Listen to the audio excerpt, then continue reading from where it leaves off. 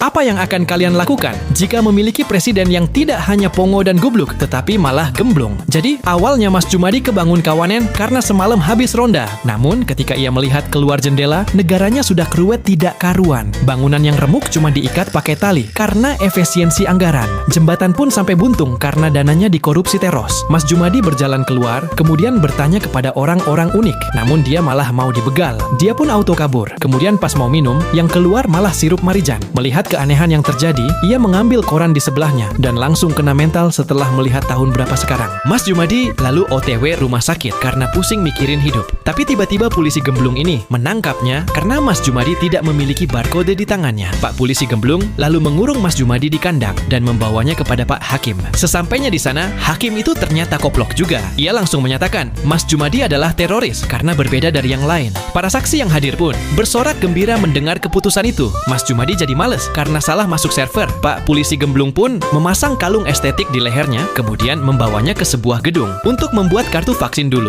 Namun saat dites IQ, pertanyaannya adalah, jika ada 100 orang di PIR sedang rapat, kenapa ruangannya malah sepi? Saking mudahnya, Mas Jumadi tanpa pikir panjang langsung menjawab, karena pada tidur. Karena semua orang pada gubluk, pertanyaan itu hanya mampu dijawab oleh Mas Jumadi. Dia pun dianggap memiliki IQ tertinggi dan segera dibawa ke kantor Pak Presiden yang juga lengup tidak karuan. Presiden Darno yang terkesima dengan kecerdasannya langsung mengangkatnya menjadi Menteri Pertanian untuk menyelesaikan masalah gagal panen. Daripada bongko di penjara, dia pun menerima jabatan tersebut dan berencana memperbaiki sistem yang bobrok dan ruwet. Mas Jumadi pun langsung OTW buat sidak lahan pertanian. Namun ternyata ketika alat penyiram menyala yang keluar, malah sirup Marijan lagi. Wong senegara itu percaya bahwa sirup Marijan adalah cairan paling bersih dan air cuma buat toilet. Hal tersebut membuat tanah rusak dan tanaman tidak bisa tumbuh. Mas Jumadi pun ngide menanyai tanduran itu ingin minum air atau sirup. Ternyata presiden pun sangat mudah diapusi, sehingga dia memerintahkan Utuk menyiram tanah dengan air. Namun, besok paginya rumahnya disatroni sama ribuan karyawan sirup Marijan yang di PHK karena penjualannya menurun. Bahkan Pak Presiden Darno yang kucluk parah mengirimnya ke arena tarung karena tanaman itu tidak tumbuh. Mas Jumadi jadi kena mental karena harus menghadapi 2 mobil monster. Namun, tiba-tiba layar besar menampilkan gambar tanaman yang mulai tumbuh.